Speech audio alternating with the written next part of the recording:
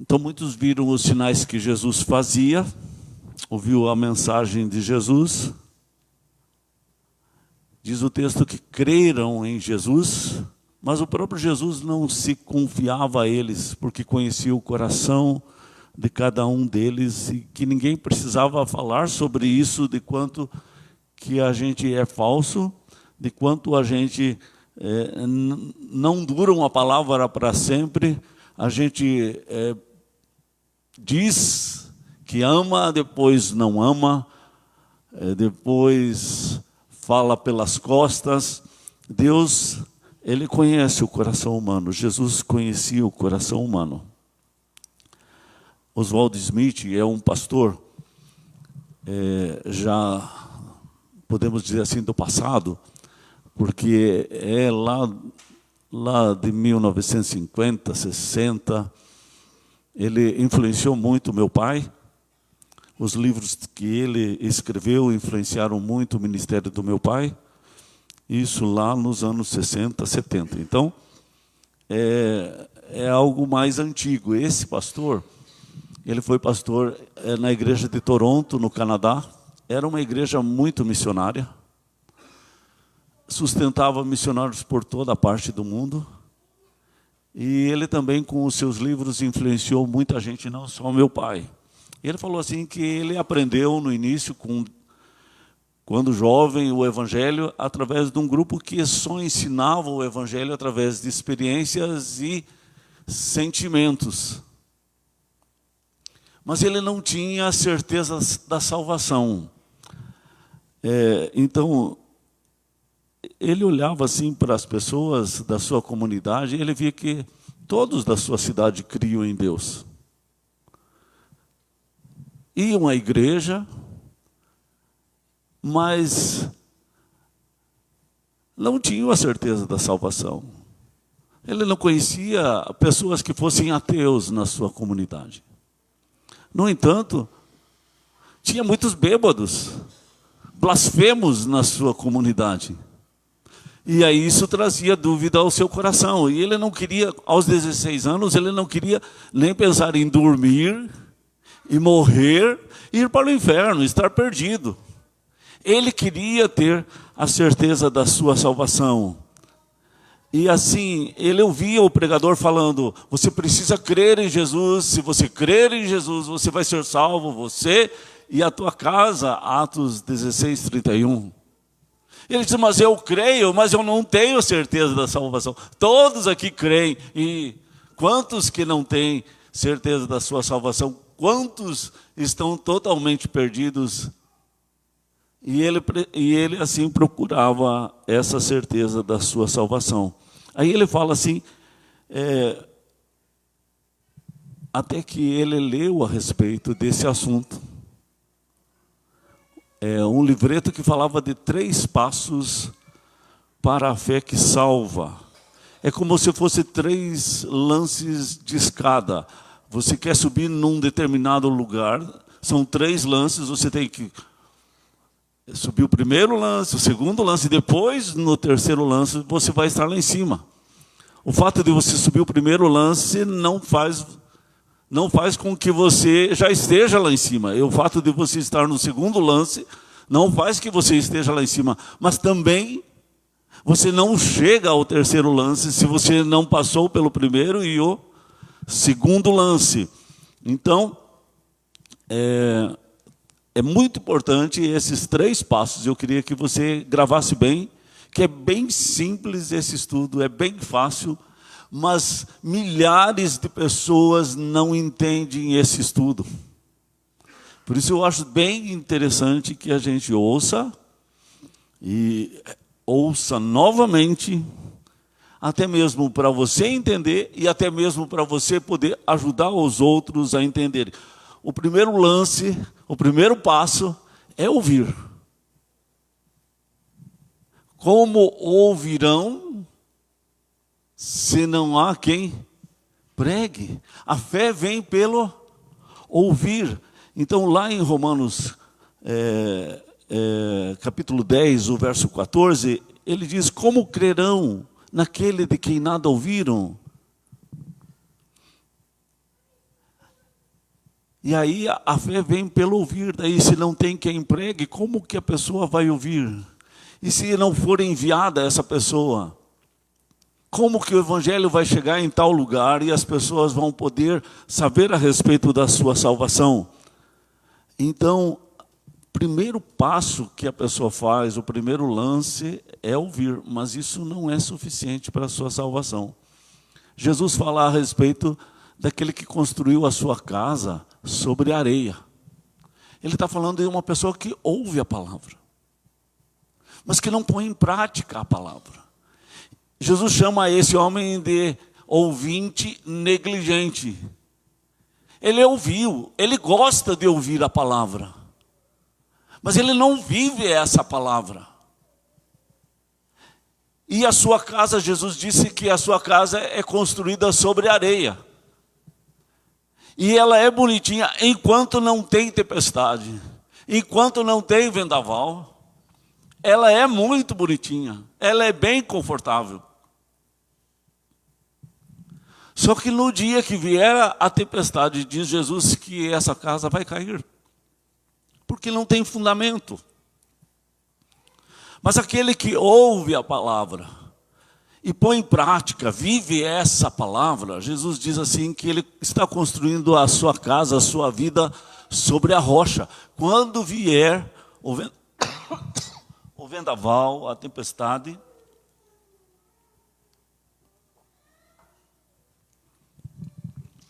Jesus fala que essa casa não vai cair, porque ela está fundamentada sobre a rocha, e a rocha vai ser mais firme do que o vento, então sustenta a casa. O primeiro passo é ouvir, o segundo passo é crer. Aí ele faz uma consideração sobre esse crer, como aqui no versículo, que diz, o verso 23, eles viram os sinais que Jesus fazia, creram no seu nome, mas não eram pessoas salvas por isso. Aí ele diz assim, normalmente a fé que salva no Velho Testamento tinha a palavra confiança. E no Novo Testamento foi colocada a palavra crer. Aí ele quer mostrar assim que quando você vai chegar no terceiro degrau, então vai vir a palavra confiança. A confiança é que faz você construir a sua vida sobre a rocha. Você vai viver essa palavra porque você confia. Não é somente acreditar como alguém que sabe que aquilo é verdade, concorda com aquilo como uma verdade, consente, mas mentalmente, mas não de fato como confiança. Então, a pessoa crê, mas ela não está salva porque ela crê. Lá em Tiago, que é irmão de Jesus, no capítulo 2, o verso 19, diz assim, crês que Deus é um só? Fazes bem. Até os demônios creem. E diz Tiago que eles creem e estremecem. Eles tremem diante de Deus, pelo poder de Deus. Quando Jesus apareceu, quando Jesus pregava, e aparecia também pessoas endemoniadas, logo o demônio gritava, ele é o Filho do Deus Altíssimo. Então, o demônio, ele crê em Deus, ele estremece diante de Jesus, ele sabe que Jesus é o Filho do Deus Altíssimo, mas não salva o demônio essa sabedoria. Eu mesmo vi uma vez uma jovem endemoniada que numa altura de madrugada, desde o final do estudo até de madrugada, ela estava endemoniada, e o demônio disse assim, só tem um jeito dela ficar livre do demônio. Ela precisa receber Jesus no seu coração, não tem outra forma. Então, o demônio sabe até o plano de salvação. Ele sabe como que uma pessoa fica livre do próprio demônio. Porque ele sabe que Jesus tem poder sobre os demônios. Então, isso também não faz com que ele seja melhor. Isso também não faz com que ele seja salvo. Isso não faz com que ele possa se arrepender. Isso não modifica a vida do demônio. Não modifica em nada todo esse conhecimento. Então, conhecimento nem sempre é sinal de mudança de vida. Muitas igrejas achavam assim, que se a pessoa repetir algumas frases, como a gente faz aqui na profissão de fé, repete algumas frases, diz sim, diz não, já é suficiente. Vocês sabem que a gente não faz assim, a gente faz as perguntas, mas vocês sabem o quanto que a pessoa estuda para fazer a profissão de fé. E muitos, 1, 2, 3 anos estudando para poder fazer a sua pública profissão de fé. Por quê? Porque a gente procura ser zeloso, fiel na questão do nascer de novo. E não só ser uma crença na mente, mas ser uma crença no coração. Então, muitas vezes, em algumas igrejas, a pessoa repete e diz: eu sei que Deus me ama, que tem um plano para a minha vida, que Jesus morreu no meu lugar, lá naquela cruz. E acha que repetir essas frases, elas são suficientes para que essa pessoa seja membro da igreja. O que eu quero dizer assim é que milhares de pessoas acreditam em Deus. Como na cidade do pastor Oswaldo Smith, todos acreditavam. Mas tinha, como eu disse, muitos bêbados, muitos blasfemos, muita gente que não sabia sobre a sua salvação. Nada. Por quê? Porque a maior parte das pessoas, elas ouvem a palavra, elas passam o segundo degrau, que é acreditar, elas começam a entender, e elas começam a aceitar essa verdade, como assentimento mental, é aqui. E aí não passou para o coração, e ainda não foi no terceiro degrau, que é a questão da confiança. Quem quer abrir a Bíblia, pode abrir ali em João 12, o verso 42. João 12, o verso 42, fala assim: contudo, muitos dentre as próprias autoridades creram em Jesus. Mas por causa dos fariseus não o confessavam, para não serem expulsos da sinagoga, porque amaram mais a glória dos homens do que a glória de Deus. Os líderes religiosos dos judeus tinham dito que quem confessasse Jesus como o Cristo, o Messias prometido do Velho Testamento, seria expulso de Jerusalém, da sinagoga dos judeus. E essas autoridades tinham suas posições em Jerusalém, tinha as suas funções, seus cargos, seus salários lá. A vida deles dependia financeiramente desses cargos, essas autoridades. E eles acreditaram em Jesus. Só que não confessavam a Jesus, porque tinham medo de serem expulsos da sinagoga, automaticamente seriam expulsos de Jerusalém, automaticamente perderiam as suas posições. Quer dizer que as pessoas acreditavam, elas não confiavam em Jesus. Elas tinham apenas ido para o segundo degrau, o segundo lance, e não tinham ainda ido ao terceiro. Então, às vezes, a pessoa, se fizer a pergunta: você acredita no nascimento virginal de Jesus? Ela vai dizer: sim, eu acredito. Você acredita que Jesus morreu por você? Sim. Você acredita que Jesus ressuscitou dentre os mortos? Sim. Você acredita que Jesus vai voltar? Eu acredito que Jesus vai voltar. Você acredita que Jesus morreu pelos teus pecados? Sim. E até aqui mesmo, muitas pessoas, eu acredito que responderam essa pergunta, mas tinham ficado só no segundo lance. Nunca eles foram para o terceiro lance. Mas não é a minha parte garantir que ela faça o terceiro lance. Eu vou ensinar. Alguns dizem, mas o pastor demora para fazer a pública profissão de fé. Porque eu quero que a pessoa entenda. No entanto, eu não tenho como fazer isso acontecer,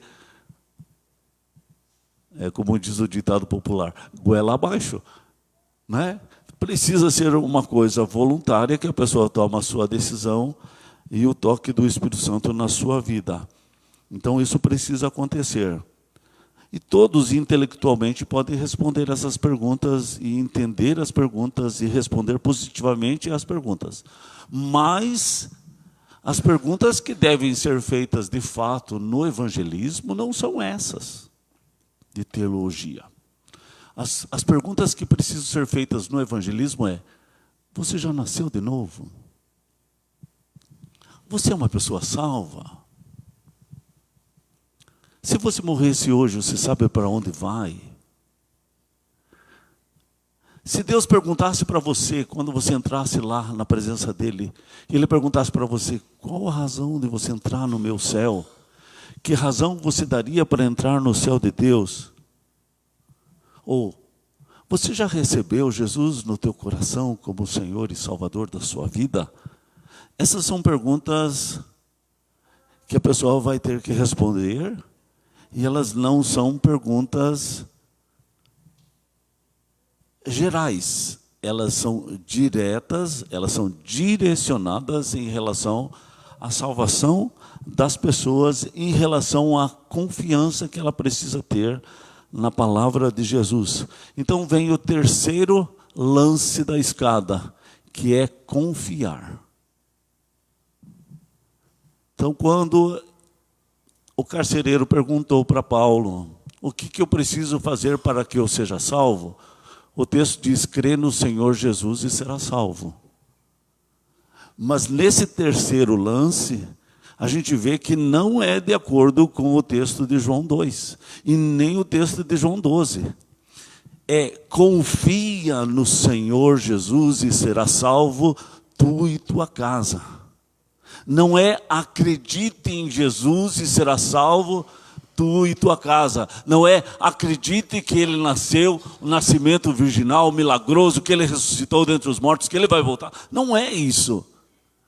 É confiança, é entrega. Então isso é bem interessante de a gente saber distinguir isso. Porque não é pela obra que ela realiza, não é porque ela nunca matou, nunca roubou, nunca fez mal para ninguém, que ela merece entrar no céu. Não é porque ela tem uma filosofia boa, ou por causa da sua religião, que ela vai morar no céu, ou porque ela é presbiteriana, ou porque teve um filho deficiente, sofreu tanto e agora vai morar no céu. É algo do Espírito Santo na sua vida. E essa questão da confiança é um milagre que Deus faz no seu coração. O pastor ele faz uma comparação quando você entra na água e alguém desafia você a flutuar na água. Você sabe que você pesa menos que a água. Então, automaticamente, você flutua. Se deixar o teu corpo natural, você vai flutuar e você vai poder respirar e não se afogar. Por que as pessoas se afogam? Porque elas ainda não entendem esse processo. E elas começam a se debater, e elas começam a tomar água. E elas enrijecem os músculos, e elas se debatem, e elas afundam, e elas morrem. E às vezes acontece de morrer, ainda quando a água é rasa. Se ela ficasse de pé, ela respiraria, mas o medo, o pânico, o tormento na água de morrer afogado, e já começou a engolir água, ela morre. Aquele jovenzinho, não sei se vocês lembram, não é mais jovenzinho hoje, mas ele estava com o colete salva-vida, lá no alagado, em São Jorge, mas ele já estava se afogando, porque vinha aquela onda, e ele engolia água, ele estava ficando desesperado, mas ele não morreria, se ele não se desesperasse. Então, uma pessoa assim, ela começa a soltar o seu corpo, ela não enrijece seus músculos, ela não se debate, ela não fica com medo, ela sobe e ela pode respirar. Ela pode boiar tranquilamente, mas ela precisa fazer isso e não só saber disso. Ela precisa agir.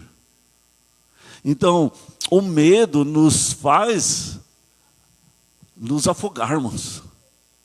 Nos enrijecemos, nos debatemos e afogamos. Se a gente confiasse e colocasse em ação a confiança, então você subiria, você não ia debater, você não iria enrijecer, e você iria respirar um ar para você viver. Então isso faz diferença. Nesse mesmo sentido acontece em relação à salvação. Não é por força, não é por violência, é pelo Espírito de Deus. Então precisa haver essa entrega, essa confiança. Tira o medo, tira o pânico, tira o pavor. A pessoa acha que pode salvar a si mesma, né? Tanto que quando a pessoa está se afogando, o salva-vida normalmente não chega enquanto ela está se debatendo. Porque aquela pessoa que está se debatendo pode afogar o salva-vida. Quando a pessoa já engoliu um pouco de água, já entrou uma vez, já entrou duas vezes, já começa a diminuir as batidas dos braços, o salva-vida pega e leva. E ele não vai se afogar, porque agora o cara já não se debate mais. O que quer dizer isso? Quando a pessoa realmente entrega a sua vida a Jesus, ele precisa saber que ele não tem condição de salvar a si mesmo. Que o seu medo não vai ajudar, que o seu pânico não vai ajudar, que ele debatendo não vai ajudar. Que sua religião, e ele fala assim, eu nunca matei, eu nunca roubei, eu nunca fiz mal para ninguém, eu vou para o céu. Isso só mostra que ainda a sua confiança está nas suas boas obras, e não na obra que Jesus realizou por ela lá na cruz. Outro exemplo que ele dá é a noiva. No início, a moça está namorando o rapaz. Mas ela não tem total confiança nele, não sabe se vai casar com ele. É o primeiro degrau, é o primeiro lance. Ela tem que começar a namorar, porque senão ela não vai casar. Tem que ter esse primeiro lance. Mas o primeiro lance não é o casamento. É o conhecimento. Ele não paga as contas dela. Quem ainda paga, quem traz comida para a sua casa, é o seu pai, né? E ela se mantém debaixo dos cuidados do seu pai e o seu namorado paga algumas jantas, alguns restaurantes, algumas pizzas assim, mas é namoro. O noivado é assim também. Aí já começa a ter um conhecimento maior, começa a ter uma confiança maior, mas ainda não é casamento. Então, ouvir o primeiro, depois acredita na pessoa, mas ainda não casou. Agora, no momento que ela está lá na frente, na igreja, quando o pastor pergunta assim, fulana, você recebe esse homem como teu marido? E ela diz, eu recebo. Agora ela está casando. Agora ela está confiando. Se ele for um malandro, ela vai se dar mal. Porque agora está havendo uma entrega. E ela pode ficar grávida e ele pode abandoná-la. Ele pode só estar querendo se aproveitar dela, mas está havendo uma entrega. Esse momento, no momento do casamento, houve uma entrega. E ela sai dos cuidados do seu pai e passa a ter os cuidados do seu esposo. Ele tem o compromisso de sustentar ela. É assim que é o casamento.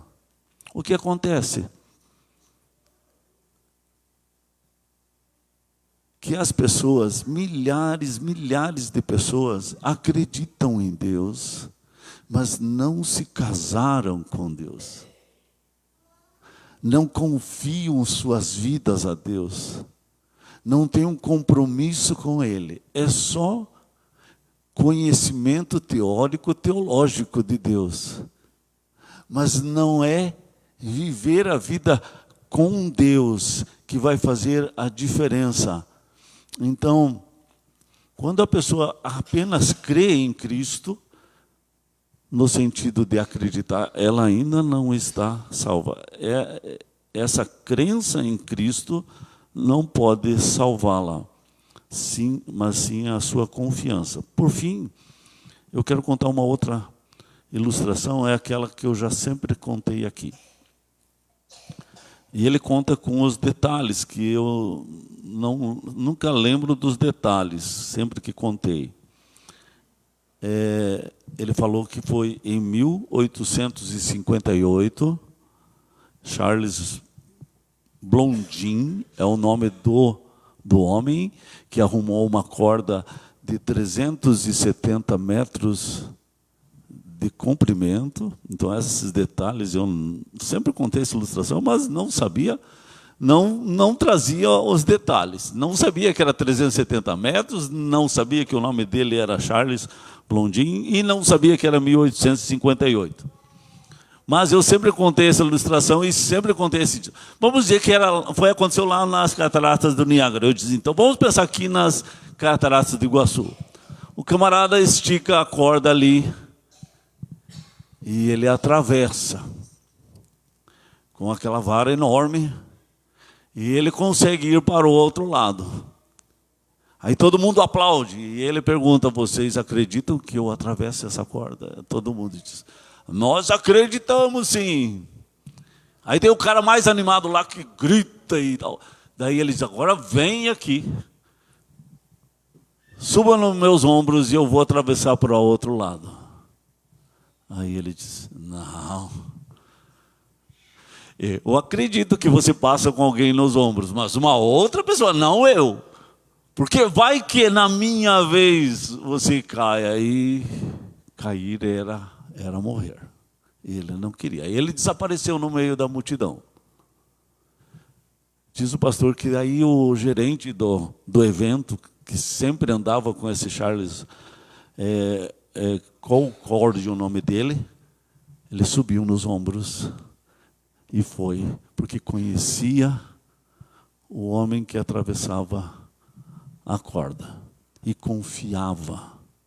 Sabe, tem muita gente que acredita em Deus, acredita em Jesus, acredita que Ele morreu numa cruz, que Ele ressuscitou e está vivo, mas não confia em Jesus, não entrega a sua vida a Jesus.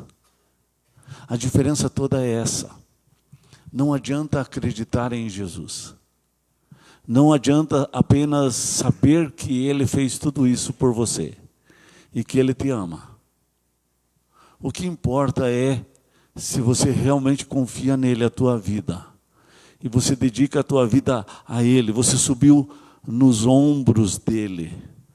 Diz a palavra assim que Bartimeu, cego, mendigo, deixou de si a capa. Ele era cego, ele foi até Jesus. Se Jesus não fizesse nada por ele, ele tinha perdido a sua capa. A sua capa era muito importante, porque ele era pobre e era onde ele tinha um abrigo no frio. A capa para ele realmente era tudo. Era a sua casa, era o seu abrigo. Ele deixa tudo para ir até Jesus, porque Jesus tem o poder de abrir os seus olhos. Depois ele ia encontrar a sua capa. com os olhos abertos. No entanto, um jovem, que a Bíblia não diz o nome, só fala assim que era um jovem rico, que desde a infância guardava, decorava versículos, decorava os 10 mandamentos e dizia que guardava os 10 mandamentos desde a juventude. Quando Jesus chamou ele para seguir Jesus, por ele ser dono de muitas propriedades, ele não quis seguir Jesus. Ele amava e confiava nas suas propriedades, no seu dinheiro. E ele acreditava em Deus.